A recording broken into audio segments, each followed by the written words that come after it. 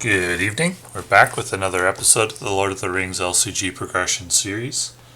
Today it's a card review. Tonight's a card review of the Nin-In-Eilph Adventure pack. I don't know if I'm pronouncing that correctly or not. Nin-In-Eilph. Alrighty, let's get started. The hero is Mablung. 10 threat. 2/2/2, 4 health. It's a tactics hero. So he's understated. I'd like 4 willpower or 4 attack. Don't get either. After you engage an enemy, add 1 resource to Mablung's resource pool. Limit once per phase.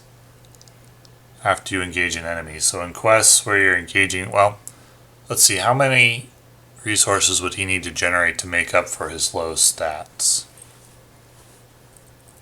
over the course of a game? So first of all, your deck would need to be constructed to take advantage of the resource generation. So you'd need to be running a lot of tactics cards. Or something like Gondorian Fire. Is Gondor. Gondorian Fire or something like that. How many resources? What's the value of a resource to make up for stats? Well, we know 2 questing power on an ally would cost 2 resources. Tactics, that's hard to come by, but let's say we could get. So we gotta figure tactics is probably 3 resources to get 2 questing power. So you would need to be engaging 3 enemies per game to make this a good card. Okay. Well, that's definitely possible. It could be even better if you could make better use of the resources, efficiency-wise. It's going to be better attack-wise because it's a lot easier to be efficient to get in getting attack power in tactics. So if you were using him for your attacking hero, you'd probably only need to do that twice. However, since you do have to wait until you engage 2 enemies, it's a slow card. I think it's good, but it's slow. Very slow, and slow is not good in solo. Because he's got low stats, and he doesn't make up for it until after you've engaged probably 2 or 3 enemies, and so that's 2 or 3 turns at least, probably 3 or 4 or 5 turns, and that's a slow card. To be only good after 5 turns, there are heroes that are good right away. So it's good, but it's too slow for solo play, I think. Probably too slow for multiplayer too. If there's Gondor synergies, I suppose it could get better, or Ranger synergies, but yeah, I think it's too slow. Follow me. 1 cost, take control of the first player token and draw 1 card. Okay, well that doesn't matter in solo. In solo it's just 1 cost, draw 1 card. That's not good. Not even sure 0 cost, draw 1 card is good in solo. I don't know why. Well, I guess there could be situations where you need the first player to be doing something in multiplayer and you could run this card just for that, but the draw 1 card effect for 1 cost isn't good. Bad card in solo. Tighten our belts, 0 cost. Refresh action, choose a player. Each hero that player controls that did not spend any resources this round gains 1 resource. Only 1 copy of Tighten Our Belts can be played by the players each round. Okay, so let's say you play this in a Tri-Sphere deck turn 1, that's going to be good. It's going to be really good.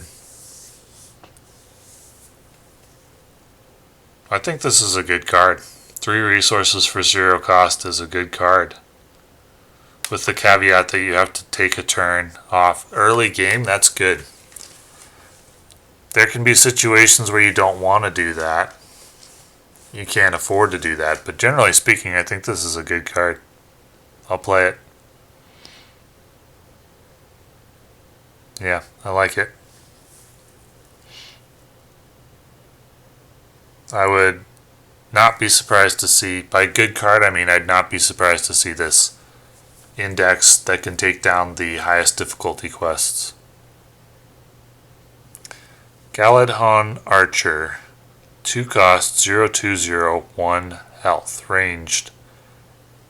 Response: after Galadhon Archer enters play, deal 1 damage to an enemy not engaged with you. Even without that action, or the Sylvan trait, it's a good card.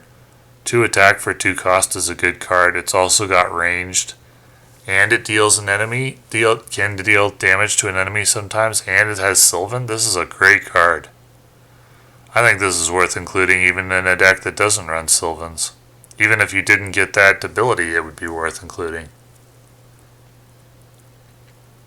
in a deck. But that's a great card. I mean, Veteran Axe Hand costs 2 also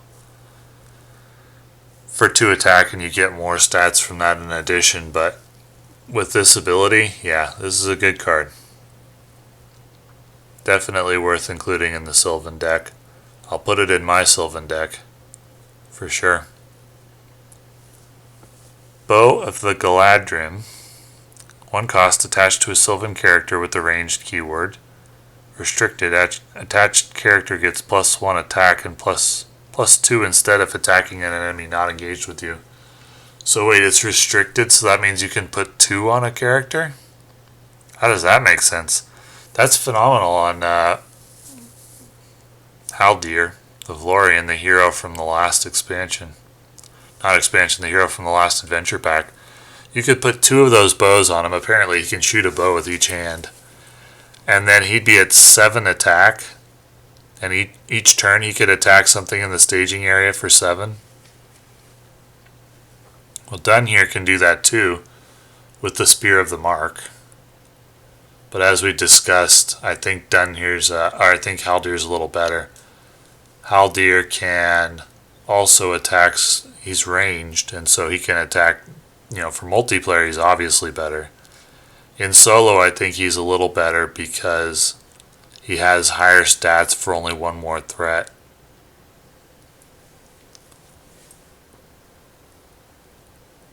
But this is a great card for Haldir. In fact, it seems made specifically for him,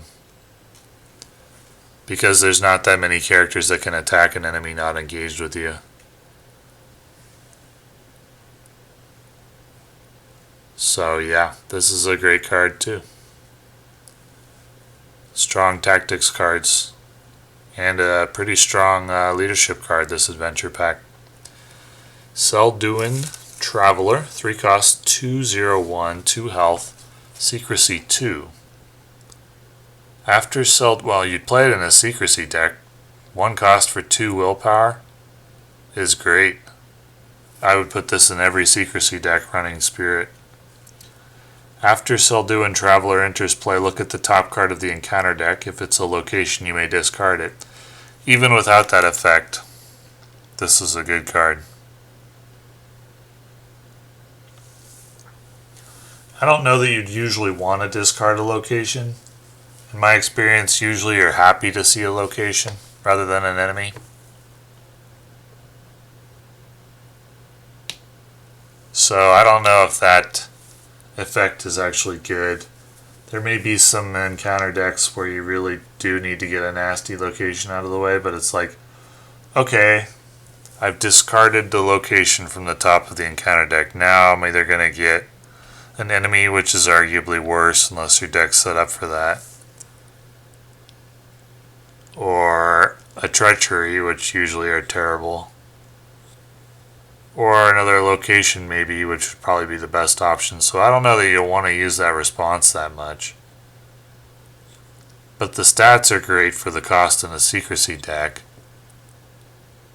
And if it's a deck that runs Secrecy early and then escalates later, its stats are still okay.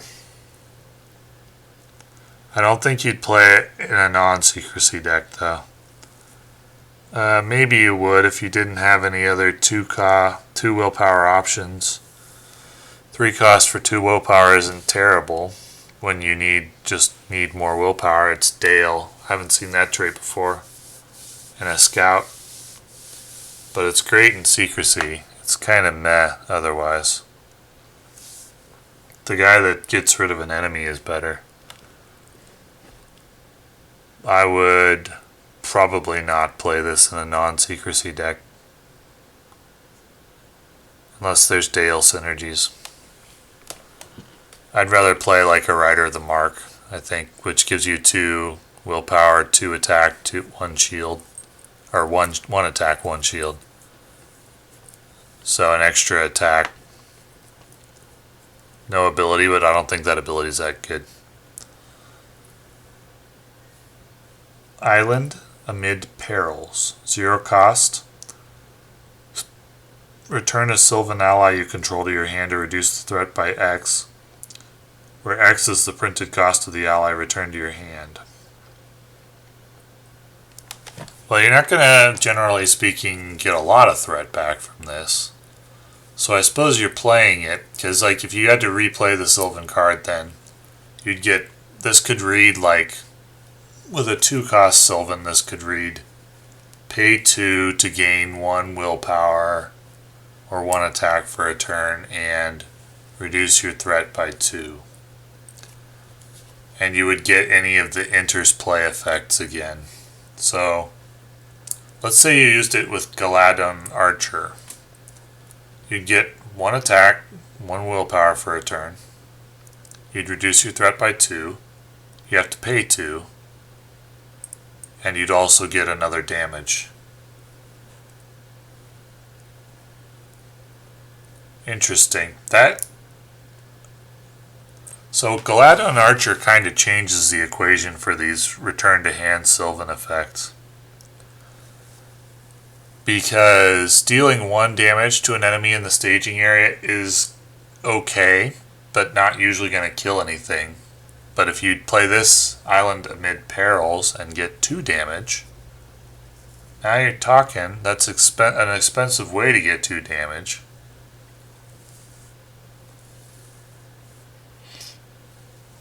I think it's a little too expensive.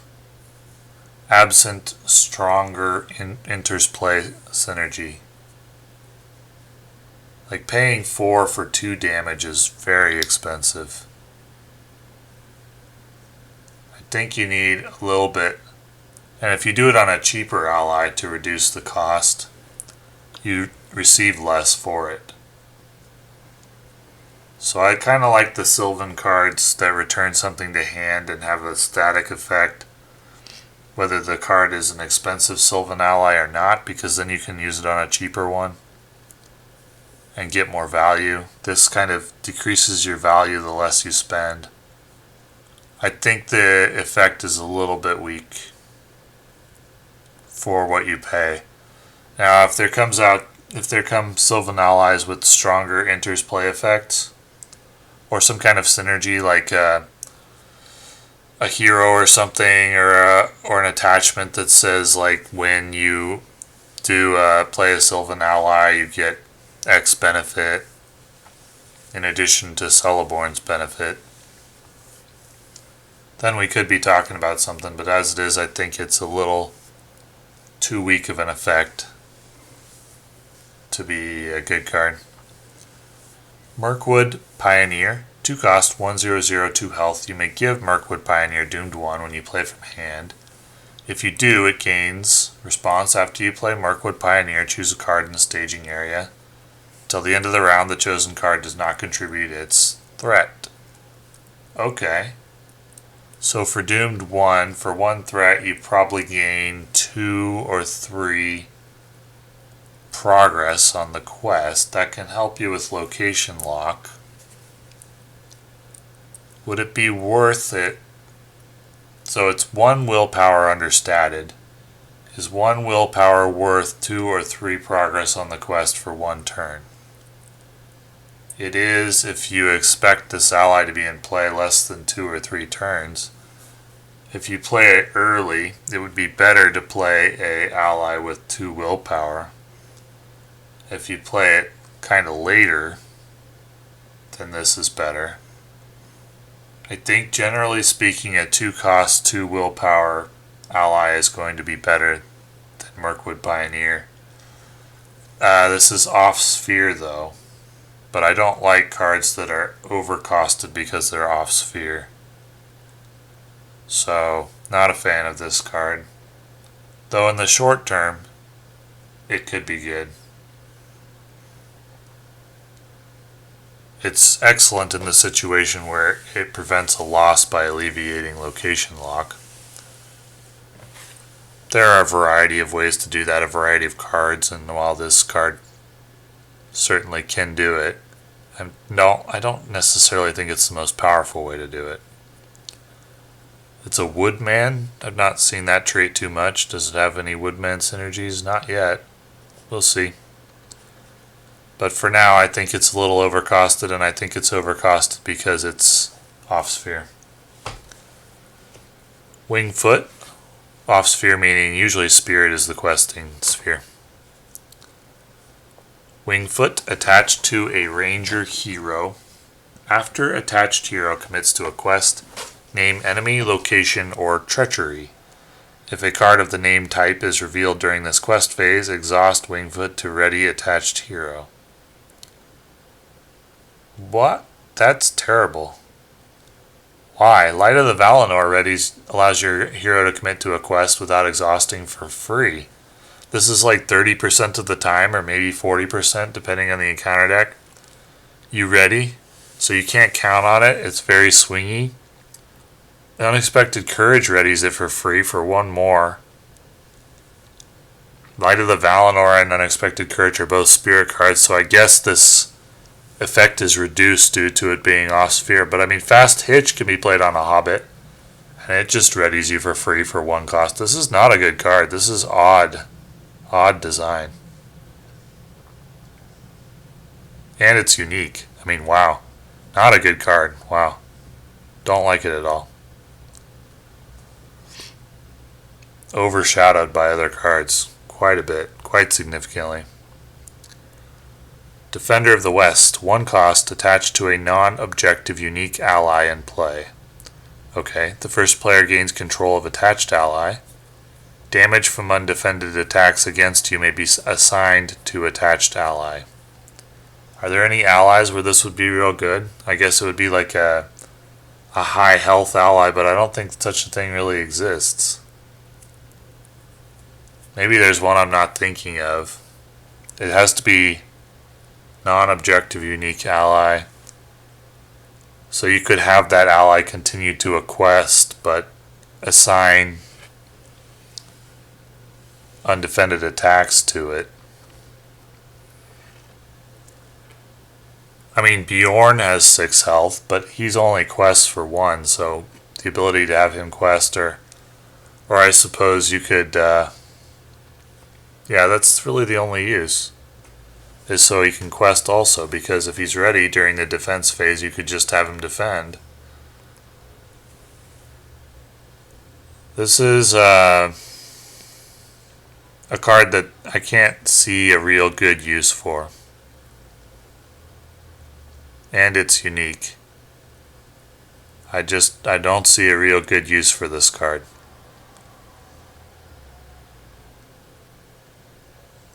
I suppose you could use it on like a 2 or 3 willpower ally, and then you could have it quest where normally you would need it to block, and then it would die. So would this card be good if it said 1 cost, gain 2 or 3 willpower this turn? 3 perhaps, 2 I don't think so. Yeah, this effect is underwhelming. I don't think I'd play this. But we did get Tighten Our Belts, Galadon Archer, Bow of the Galadrim, maybe Selduin Traveler for Secrecy players, all pretty good, but particularly Tighten Our Belts, Galadon Archer, and Bow of the Galadrim. Bow of the Galadrim is a card I like for Haldir primarily. But Galadon Archer and Tighten Our Belts are just generally good.